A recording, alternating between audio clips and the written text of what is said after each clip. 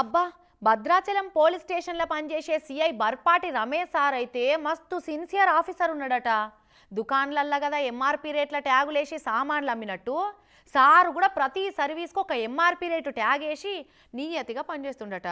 Sir తుర్తయ్యేటట్టు ఎవరెక్కువ చేతులు దడిపితే వాళ్ళ మీద చట్టం పని చేయకుండా మంత్రం వేసి మస్తు డ్యూటీ చేస్తుండట.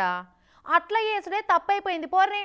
అట్టిగా ఏసీ బోళ్ళు దొరకబట్టిందే కాకుండా సార్ మీద లంచగొండి అని స్టాంపు కూడా వేసిర్రు. ఎంత దుర్మార్గం అండి ఇది. ఈ ఏసీ బోళ్ళు ఉన్నారే నోటికాడి బుక్క ఎత్తగొట్టుట్లా అందరికంటే ముంగట ఉంటున్నారు పో. అరే సర్కారు జీతంతో అక్కర లేకుండా ఆత్మనిర్భర్ అని సంపాదించుకుంటుంటే కూడా కళ్ళ నిప్పులు పోసుకోవట్టే. చూడు ఈడ కుర్చీల చేతులు కట్టుకొని కూర్చున్న ఈ సార్ను చూస్తే ఎట్లా అనిపిస్తున్నది.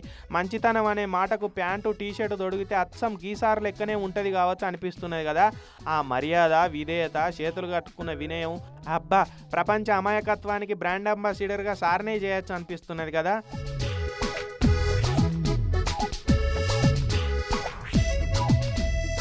చూడురి ఏసీ బోలకు దొరకంగానే సార్ పేస్ అంతా ఎట్లా చిన్నపోయిందో పాపం.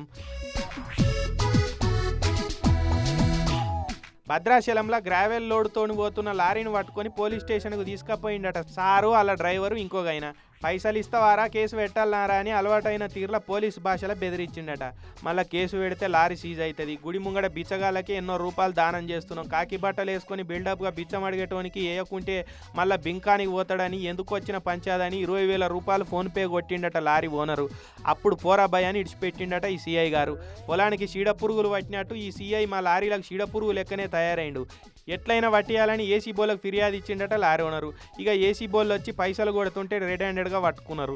ఏసీ బోలకు దొరికినాక అపరిచితుడులా రాము లెక్కనే నాకేం తెలియదు అనుకుంటా ఎంత ఎంత అమాయకంగా చెప్తున్నాడు చూడు సారు పాపం. ఇడిచేరి సార్ ఇడిచేరి నాకేం తెలియదు అంటున్నాడు కదా సిఐ సారు. పాపం ఎవరో వేరే నెంబర్కు పంపవై సిఐ సార్ నెంబర్కు పైసలు కొట్టినట్టున్నారు అందరూ.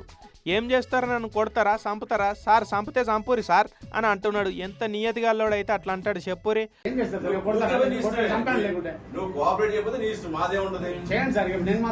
డబ్బులు రాలేదు డబ్బులు ఎక్కడ కట్టిలో తెలియదు నన్ను అన్యాయంగా నన్ను కేసు పాపం సార్ అకౌంట్లలో పైసలు పడ్డాయని దొరికినందుకు ఏం బాధపడి ఉండడు కానీ ఇది అన్ని పేపర్లు టీవీలలో వార్తలకు వచ్చినందుకే సార్కు చాలా బాధ అవుతుండొచ్చు ఇప్పుడు. అయినా లంచాలను చట్టబద్ధం చేస్తే తప్ప ఇటువంటి సర్కారు ఉద్యోగులకు ఏసీ బోలకు దొరికే తిప్పలు తప్పుతాయి కదా. అప్పుడు ఏసీ బోలకు కూడా ఏం పని ఉండదు. ఏందో నమ్మ మంది కష్టాన్ని దోసుక తినేటోళ్ళకే ఇటువంటి కష్టాలు వస్తుంటాయి భూమి మీద.